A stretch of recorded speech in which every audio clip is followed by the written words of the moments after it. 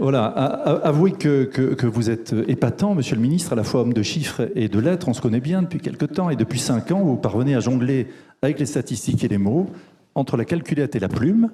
Et depuis quelques semaines, vous écrivez le tome 2 de l'ouvrage que vous co-signez avec le président Macron, Si Bercy m'était compté, bien sûr, avec un P et un T.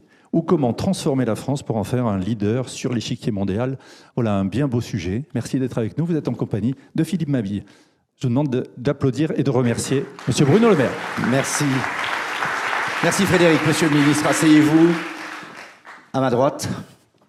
Bonjour Bruno Le Maire, bonsoir plutôt. Bonjour. Si on était le 23 septembre à 22h, la une de la tribune ce soir, Paris, Tour Eiffel, Hôtel de Ville, musée. À 22h, la ville lumière éteint les feux. Et Bercy n'éteint jamais les feux, bien sûr, parce que vous êtes au travail.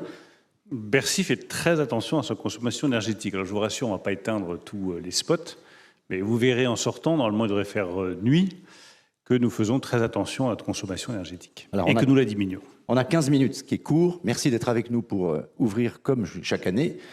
Heureux de vous retrouver pour cette rentrée de votre deuxième quinquennat à Bercy et parler de la situation dans laquelle on est. Je commençais par la traditionnelle opening joke, mais en fait, c'est pas drôle. C'est même pas drôle du tout. Mondialisation en plein bouleversement. Dans quel monde sommes-nous en train d'entrer, Bruno Le Maire? Est-ce que ce monde, c'est le retour des blocs, c'est le retour de la fermeture? Je ne crois pas. Alors, on a 15 minutes, donc je vais essayer de simplifier des choses qui sont extraordinairement complexes. Je pense que nous sommes effectivement dans un moment de transformation que je qualifierais d'anthropologique. Pas simplement économique, pas simplement financier, mais anthropologique. Nous avons d'abord un nouveau rapport à la mondialisation. Ça, c'est certain, pour répondre à votre question. Chacun a compris qu'il valait mieux produire les choses chez soi. Tout simplement parce que c'est trop risqué de les produire ailleurs. Et ce qui est en train de se passer entre l'Ukraine et la Russie, je peux vous garantir, je le dis devant un certain nombre de chefs d'entreprise qui sont présents, amène chacun à se dire, si demain il se produit la même chose entre la Chine et Taïwan, ce qui est hautement probable, nous allons nous retrouver coupés de chaînes d'approvisionnement complètes. Donc il vaut mieux produire nos batteries électriques chez nous, nous le faisons, produire nos semi-conducteurs chez nous, nous le faisons, produire tout ce qui est essentiel et stratégique à la vie de la nation sur le territoire, au moins à l'échelle européenne. Ça, c'est le premier changement, qui est un changement de rapport au monde. Il y a un deuxième changement, c'est le changement du rapport à la nature. Le président de la République l'a très bien dit. La nature, nous l'avons exploitée pendant des décennies et des décennies. Et quand vous regardez sur le temps long, c'est tout à fait spectaculaire de voir, les climatologues le diraient beaucoup mieux que moi, comment est-ce que l'humanité, jusqu'au début du XIXe siècle, a finalement assez peu usé, abusé, utilisé la nature, et comment, avec la révolution industrielle qui se termine maintenant, elle a exploité de manière démesurée et irresponsable les ressources de la planète. Et comment la révolution nouvelle qui nous attend, la nouvelle révolution technologique, doit nous amener justement à préserver cette ressource et à changer de rapport au monde. Le monde n'est pas à notre disposition. La nature n'est pas à la disposition de l'homme. Nous devons la respecter. La respecter pour vivre, la respecter pour survivre. Car si nous nous affranchissons des barrières entre l'humain et l'animal, ça donne le Covid et les épidémies que nous avons connues récemment. C'est un deuxième changement de nature anthropologique. Nous changeons de rapport à la planète. Enfin, je crois profondément que nous changeons aussi de rapport à nous-mêmes. Et que la révolution digitale, la révolution numérique, et je vous suis très reconnaissant d'être assez peu plongé devant vos écrans, parce que ça n'a fait que 2 ou 3 minutes que je m'exprime, mais si ça dure encore 5 minutes, la moitié de la salle sera devant son écran, et si mon intervention dure 10 ou 15 minutes, toute la salle sera devant son écran. Parce que nous avons changé de rapport à nous-mêmes, et que les autres, c'est une partie de notre vie, mais l'autre partie de notre vie, c'est ce qui figure sur nos écrans, sur nos données, sur nos réseaux, sur un monde qui est un second monde, le monde digital. Et vous le voyez vous-même avec vos enfants, nous pensions que le numérique était un facteur d'ouverture, de connexion entre les uns et les autres. C'est aussi un facteur de repli. Donc c'est ces trois révolutions qu'il faut arriver à appréhender ensemble, qui sont des révolutions anthropologiques, nouveau rapport au monde, nouveau rapport à la planète, nouveau rapport à nous-mêmes. Vous voyez que ça fait quand même beaucoup pour des responsables politiques qui n'arriveront pas tout seuls à gérer ces révolutions. Il y a une formule que j'aime bien qui est l'écran fait écran, que même les champions de la Silicon Valley disaient il ne faut pas donner d'écran à nos enfants, à leurs enfants en tout cas, peut-être aux nôtres, mais leur ils n'en donnaient pas. Mais il y a derrière un enjeu social absolument majeur. Il est évident que ceux qui ont les niveaux d'éducation les plus élevés sont ceux aussi qui s'affranchissent le plus des écrans et qui savent maîtriser une culture, des liens différents. Moi, je pense qu'il y a un enjeu culturel et un enjeu d'égalité sociale absolument fondamental dans le nouveau rapport que nous entretenons avec nous-mêmes à travers les écrans, le digital et le numérique. Et du point de vue de la démocratie, cela pose un problème absolument majeur. Il n'y a pas de démocratie sans vérité, il n'y a pas de démocratie sans diagnostic commun, il n'y a pas de démocratie possible sans échange de faits, de réalités. Mais à partir du moment où tout se vaut, où le mensonge vaut la vérité, où l'approximation vaut la précision, là, il n'y a plus de démocratie possible. Et vous courez le risque de voir s'affirmer petit à petit des régimes totalitaires. C'est un des gros enjeux que nous avons devant nous. Nous ne sommes plus, nous, les démocraties majoritaires dans le monde. Nous devons réaffirmer l'importance, la valeur, la force des démocraties libérales. Alors pour en revenir à la situation économique en France, les conséquences que nous allons vivre à court terme ou à moyen terme ou à long terme de cette crise que vous venez de décrire, vous avez annoncé cet après-midi tout juste les prévisions pour l'an prochain. Alors je les rappelle, 1%, je crois, de croissance, c'est un sacré ralentissement. Mais vous êtes optimiste, vous pensez qu'on peut conjuguer la désinflation, qui va être difficile, elle va être élevée, l'inflation 4,2 d'après vos prévisions, et maintenir la croissance. Est-ce qu'on ne risque pas, alors que nos voisins sont en train d'entrer en récession, de voir ces prévisions être malheureusement mises en doute? Non, moi je reste, et je le dis avec beaucoup de force, très confiant et très volontariste pour l'économie française. Je ne crois pas au scénario catastrophe. Peut-être que les faits me tromperont et montreront qu'il y a une autre réalité possible, mais je crois profondément, chiffres à l'appui, statistiques à l'appui, en regardant ce que me disent les chefs d'entreprise, que le pire n'est pas certain et que nous pouvons passer ce cap difficile. Il faut juste prendre un tout petit peu de recul. D'abord, on regarde l'année 2022. Quand j'avais fait mes prévisions de croissance à 2,5, je me souviens d'instituts très célèbres et très réputés, que je ne citerai pas, qui m'avaient dit « jamais 2,5 pour la France en 2022, 2,3 au mieux. Pour certains, 2. Nous ferons mieux que 2,5 en 2022. » Il y a eu de la consommation, il y a eu de la demande, il y a des entrepreneurs qui se sont retroussés les manches. Donc moi je constate simplement que la croissance est là, l'investissement est là, les créations d'emplois sont là. Ralentissement, oui, bien sûr. Quand vous avez une guerre en Ukraine, les prix de l'énergie qui explosent, une Allemagne qui menace d'entrer en récession, des États-Unis qui techniquement ont été en récession et un marché chinois qui est fermé, c'est normal que ça fasse un petit choc économique sur notre propre économie qui est intégrée à ces autres grandes économies. Mais 1% de croissance, ça reste une croissance positive pour 2023. Et j'ai la conviction qu'au-delà de cette année 2023, progressivement, l'économie française va retrouver des couleurs. Pourquoi ? Parce que nos fondamentaux ont été assainis. Assainis par la politique de la majorité, assainis par la politique du président de la République. Oui, aujourd'hui, c'est intéressant d'investir en France et nous sommes la première destination pour les investissements étrangers en Europe. Oui, il y a des créations d'emplois et il y a des besoins d'emploi partout, des besoins de main-d'œuvre partout sur les territoires français. Oui, nous innovons, nous investissons et nous sommes devenus attractifs du point de vue fiscal. Donc, je crois véritablement que la politique que nous avons mise en œuvre commence à porter ses fruits, qu'elle nous permettra, dans les années qui viennent, d'atteindre ce qui est notre objectif, de la prospérité pour tous les Français et le plein emploi en 2027, c'est-à-dire une situation qui ne s'est pas produite depuis plus d'un demi-siècle en France. Monsieur le ministre, de mémoire de Bercy Watcher, et j'en ai fait quelques-uns des ministres, j'ai jamais vu un ministre de l'économie et des finances annoncer la récession dans son projet de budget. Donc on peut considérer que vous êtes dans votre rôle. En même temps, tous ceux qui sont dans la salle, il y a une inquiétude importante. Et il y a un point, on en a un peu parlé au début avec ma petite introduction sur la ville lumière qui va éteindre les feux à 22h, c'est qu'on a quand même un problème, docteur, avec l'énergie. On avait l'avantage comparatif de la France, un des principaux avantages, c'est d'avoir une énergie pas chère pour les entreprises. C'est un des facteurs d'attractivité que vous venez de citer. On l'a perdu. On l'a perdu pour plein de raisons sur lesquelles on va pas revenir pendant un quart d'heure, parce que ça pourrait nous emmener loin. Mais est-ce que ça ne remet pas en cause, et c'est ça ma question, toute la stratégie de réindustrialisation que vous essayez de mettre en œuvre? Est-ce qu'on n'est pas en danger?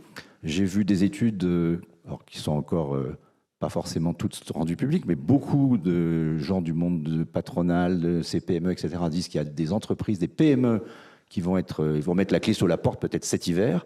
Quel est votre diagnostic face à la gravité de la situation et qu'est-ce que vous pourriez faire pour aider justement ces entreprises, pas seulement les ménages, mais les entreprises, parce que s'il n'y a pas d'entreprise, il n'y aura pas d'emploi. Alors je vous rejoins totalement sur le fait que le point de bascule, il est autour de l'énergie, sa disponibilité et son prix.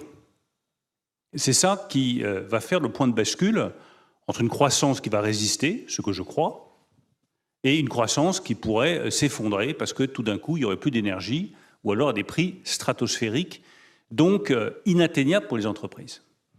Pourquoi est-ce que je crois plus à la première option?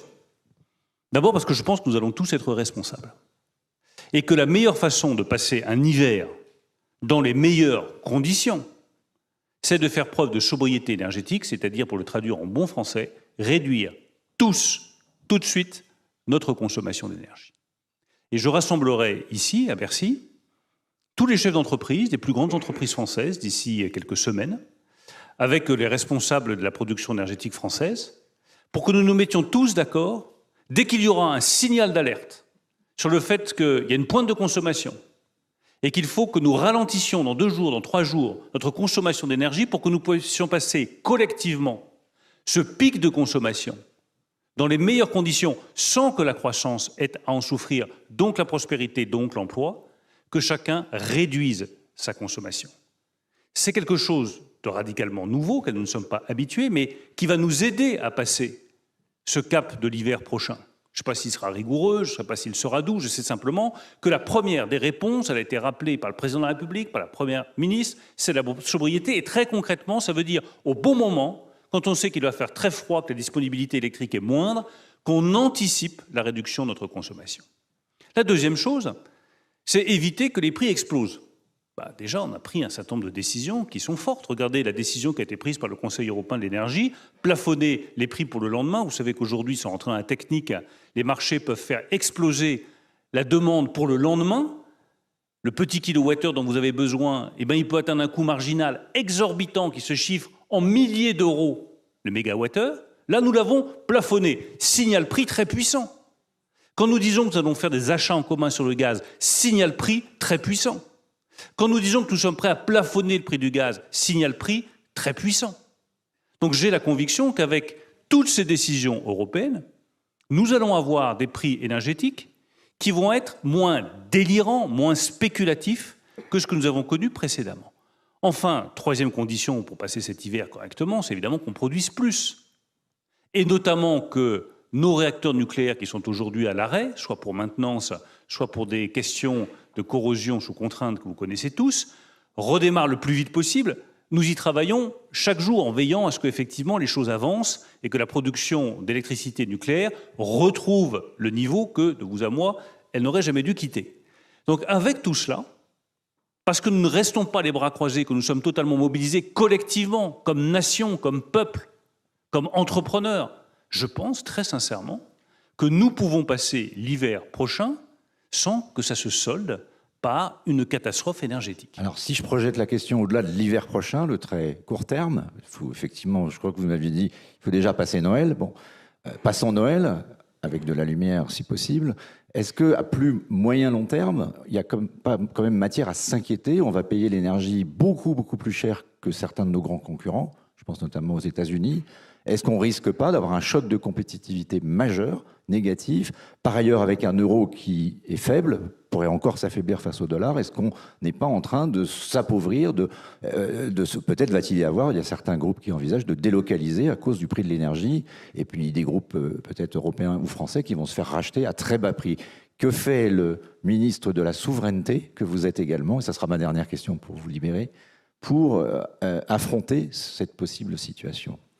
D'abord, il y a les aides immédiates. Je le dis à tous les entrepreneurs qui nous écoutent, nous prenons le problème à bras-le-corps.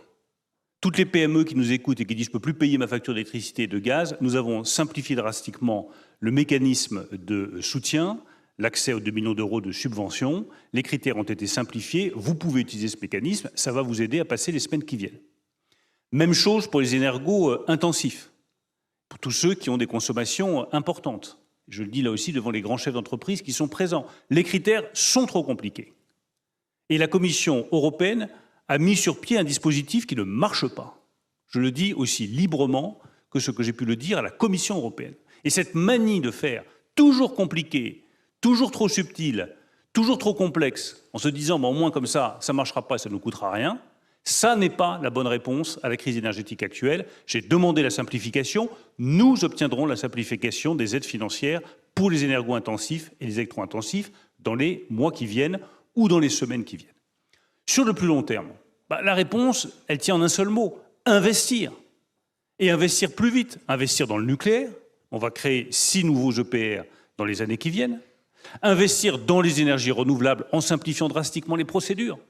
Je ne peux pas continuer à mettre 11 ans pour mettre sur pied un champ éolien offshore. Ça n'est pas possible. Regardez la manière dont les Allemands ont accéléré des procédures pour réaliser, par exemple, un terminal de GNL en Allemagne. Regardez leur accélération. Nous devons être plus rapides dans la réalisation des infrastructures industrielles et des infrastructures énergétiques, notamment sur le renouvelable. Enfin, il y a une promesse qui est particulièrement porteuse d'avenir, c'est l'hydrogène. Nous avons investi plusieurs milliards d'euros là-dessus. Nous y travaillons avec l'Allemagne et je considère que tous les industriels français doivent s'engager dans ces perspectives hydrogène. Ce n'est pas la recette miracle, mais c'est un des éléments qui doit nous permettre d'accélérer la décarbonation de notre industrie et d'offrir aussi d'autres perspectives du point de vue énergétique. Donc nous ne sommes pas désarmés.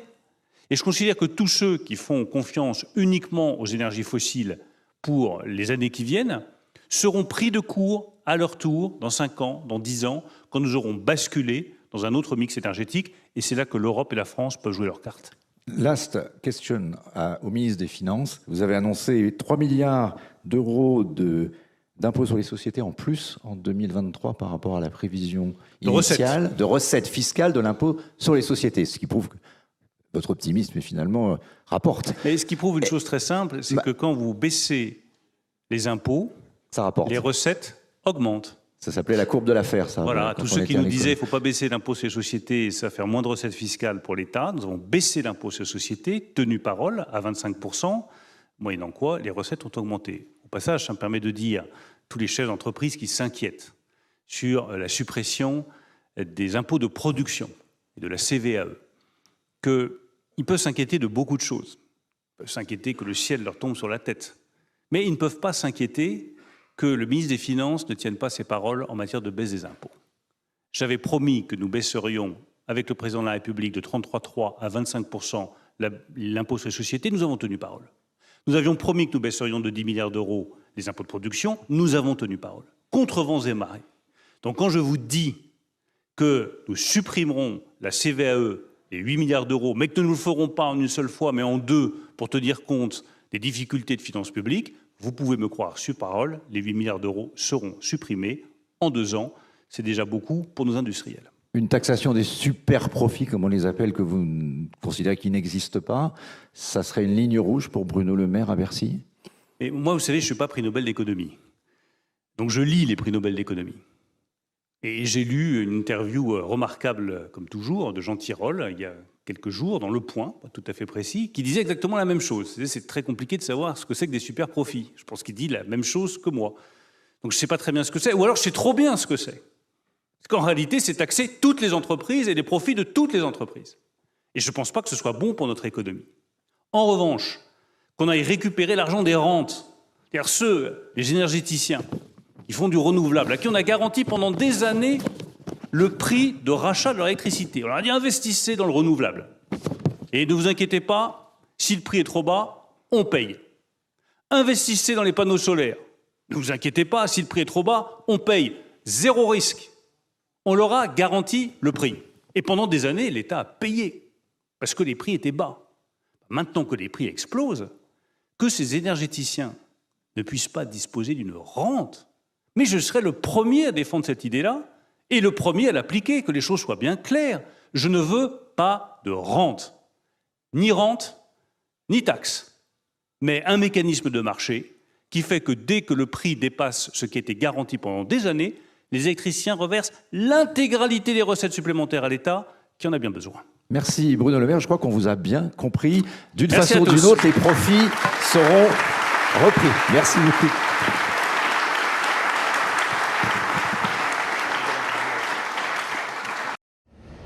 How can your bold vision be transformed into long-term value?